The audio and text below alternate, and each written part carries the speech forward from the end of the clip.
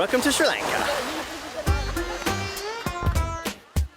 This island off the coast of India has long been on my bucket list for loads of reasons, like having the best safari outside of Africa, boasting 8 UNESCO World Heritage Sites to explore, and lots of lovely, gorgeous beaches, complete with idyllic white sand and crystal clear water that's perfect for surfing. In fact, for an island about a quarter of the size of the UK, there's loads to see and do, depending of course on what you want out of your trip. Coming up, I'm going to tell you about getting here, some tips on transport, then some stuff on food, money and language, and some awesome places to visit. So, let's get on with it. We flew 10 hours direct from Heathrow to Colombo, which is Sri Lanka's capital city. Flights arrive at Bandaranaike International Airport, which is 30 kilometres north of the city. Taxis are very cheap in Sri Lanka, and this can be the easiest and certainly quickest way to reach your destination from the airport. If you're heading straight into Colombo, you can catch the express bus, which takes about 25 minutes. But to be honest, the taxis are so cheap, it's a no-brainer. To enter the country, you're going to need a visa. Now, this can be done when you get here, but after 10 hours in the air, why bother with the extra admin? Get it done before you leave. Applications cost $35 and take around 24 hours to process. Also, you're going to need to make sure that your vaccinations are up to date, like your tetanus and typhoid. Check with your GP beforehand. What do you need to know about public transport in Sri Lanka? Well, in all honesty, quite a bit. Public transport conditions aren't great, but are popular with locals as it's very cheap. Buses tend to leave when they're full, so for anyone on a schedule, we'd give them a miss. Also, trains are often slower and less efficient than simply getting a taxi. My advice? Take anything described as luxury or express with a generous pinch of salt. The key thing in Sri Lanka is that your money goes a long way. For example, our 2-hour taxi from Colombo to Unawatana cost 9,000 rupees, which is actually about 40 quid. So for this reason, we made the most of getting around with private car hire and tuk-tuks. Hiring a driver to chauffeur you around is surprisingly affordable and, let's face it, way more luxurious. It's also a big time saver, which is a massive bonus. The roads are in surprisingly good condition. Just watch out for the tourists, the cyclists, buffalo, stray dogs and massive lizards. They all make it a little hair-raising at times. We used Uber to navigate Colombo and red cabs for everywhere else. Failing that, you could always haggle for a tuk-tuk, which are ideal for quick journeys. There are a couple of things you need to know before you start off. Number 1, always agree the price before setting off. And number 2, be direct about where you want to go. Don't settle for any detours or any other places they might want to take you.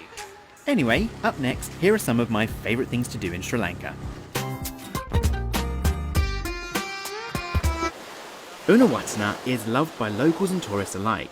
And with palm trees, white sands and blue waters, it's easy to see why it's one of Sri Lanka's most popular beaches. Right behind the beach is a small shopping strip for souvenirs and restaurants. And ladies, going topless on the beach is a definite no-no. And if you're a couple, make the P in PDA stand for private, not public. Okay, newsflash. Sri Lanka has the best safari outside of Africa, since the country has one of the highest rates of indigenous plants and animals in the world. Udawalawi National Park is a personal highlight of mine and home to some 200 different species. If you're looking for elephants, it's the best place to see wild ones, especially early in the morning and later afternoon when they're avoiding the midday heat. If you're looking for stunning views and cliches about breathtaking scenery, take a look at this. Ella is gorgeous. Really take the time to explore the area's natural beauty and ample vista points. Of course, no trip to Ella would be complete without stopping by 9 Arches Bridge for a selfie. As you can see, the train is super loud. We took the iconic 6-hour train journey from Ella to Kandy, and since we've already established that you don't get trains for speed and convenience, it's all about the views. Fares are really cheap, and upgrading to first class with allocated seating and ceiling fans genuinely won't make an impact on even the most stringent of budgets. Just bear in mind that tickets can only be purchased on the day of travel, so arrive early to avoid disappointment. Remember what I said earlier about having realistic expectations? Well, at one point we passed through a storm, and our first class carriage leaked. Bear in mind that Sri Lanka has a tropical climate, and this rain lasted for hours. Our seats and bags were soaked. So yeah, the trains aren't comfortable, but they're certainly an experience. When you get to Kandy, visit Sri Malagawa, the temple of the sacred tooth relic. It's a beautiful temple that houses a tooth which belonged to the Buddha. To enter the site, you'll need to cover up appropriately and remove your shoes. Dambulla is famous for its epic rock cave temple, which is filled with huge Buddha statues. Here's what you need to know about visiting this important holy place. Posing for pictures with the Buddha is frowned upon because it's custom to never have your back to him. And, as with all temples, Buddhist or Hindu, guests must be appropriately dressed. Take off your shoes and any headgear and make sure that legs and shoulders are covered. If in doubt, follow the locals and do what they do. Speaking of locals, these cheeky chaps will swipe even the most well-hidden snack, so don't leave your bag unattended. Also in Dambulla is Sigiriya. It's an ancient temple at the top of a mountain carved out of the bedrock. It's also called Lion Rock because of the giant paws that guard the entranceway. Now, if tourists aren't your thing, and let's face it, they can be quite annoying, you might want to check this out instead. Pijarangala. It's less well known but offers stunning views of the main attraction. It's also significantly cheaper at 500 rupees rather than the 7,500 at Sigiriya, though I will say the climb is definitely not for the faint-hearted. Go around 4:30 in the afternoon and make it for sunset. Polonnaruwa is divided in two parts, the new and the old, and it's the old town which is made up of the ancient ruins of the royal city, which put me in mind of a Sri Lankan equivalent to the Roman Forum in Italy. It's a great place to pretend to be Lara Croft and spend the day exploring the hundreds of ancient tombs, temples and statues. This is Colombo. What you need to know is it's big and it's busy. There's lots to see and do here. But what's great about it is you can start spending on your card, there's Uber to get around, and there are fast food restaurants that you might recognise from home. Fast food isn't for everyone. Hurry and run. So for something more authentic, this stopover city is the perfect place to sample traditional Sri Lankan cuisine. They're really good. Food is always a big appeal to my travels, and there's plenty of it here in Sri Lanka, with my personal highlight being egg hoppers and a side of breathtaking view in Ella. Another delight was the street food in Kandy.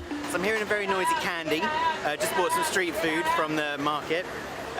Got a really long journey later, so I'm going to snack on these on the way up. But I couldn't resist having a little bite of this vegetable roll. This is really good. I met up with my friend Asuru to try some of his favourites. And this here is dal, and then posambo, which is made out of coconut scrapes, a bit of lemon in it, and some green chili. So this is like authentic Sri Lankan way, not made for you. So be careful. It'll be spicy. Okay.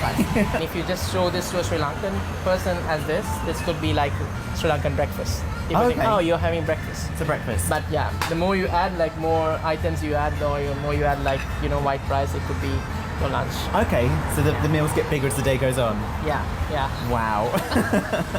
We talked some more about food, and then Asura taught me how to eat like a real Sri Lankan. Like lower this point, you shouldn't touch foot. Between so it's like mostly you touch foot from like from the top. Yeah, fingertips. And my mother always like, you know, shout at me if I put foot like dirty everywhere. hands. Yeah, dirty hands. So that's the only rule that is given by parents. So other than that, you can mix and match anything and eat. Does it matter what hand you use? Like, I'm right-handed, but if mostly like people eat from right hand. like shaking your hand would always be your right hand. So right hand would be the eating hand as well. Okay. Yeah.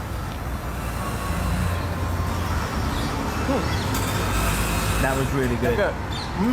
It's really spicy. It's really tasty. It's really spicy, and that's one reason that I love it, because I love spicy food. Yeah, it's delicious. Yeah. Shall we carry on? Yeah, we should. But we're going to catch up in a little while to talk about some language. Yeah. So we're going to carry on eating, and I'll see you in a bit.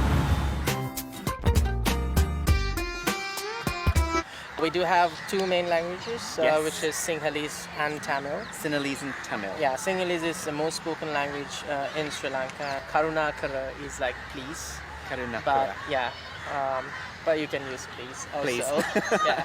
But then thank you is very nice thing to say all the time. So stuti. Stuti.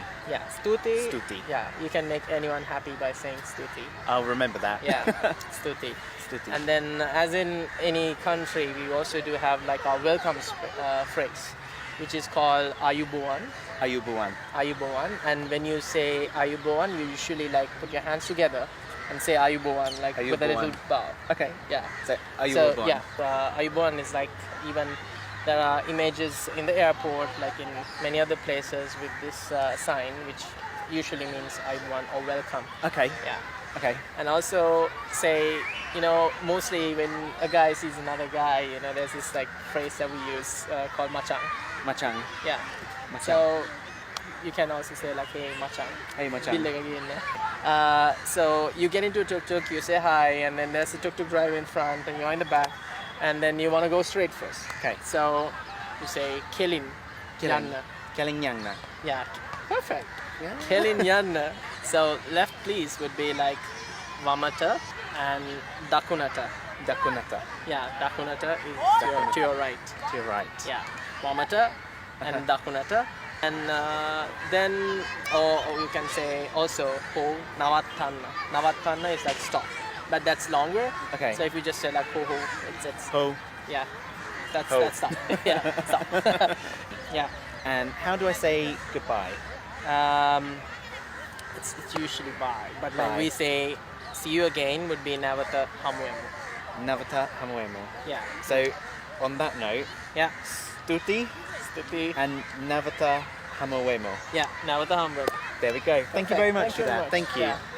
Fortunately, English is widely spoken and will be used in most public or commercial environments. Thanks again, Asura, for your help. Now, let's talk money. The currency here is the Sri Lankan rupee. It's a closed currency, which means you can only get money when you're here. Now, you have to change it up, but if you've got Scottish or Irish pound notes, they won't be accepted, so bear that in mind. One thing to remember is that cash is much more useful than your bank card, particularly when you're in more rural areas. So here's a breakdown of what we spent. Return flights with Sri Lankan Airways cost £468 per person. Worldwide travel insurance with Holiday Extras costs £16.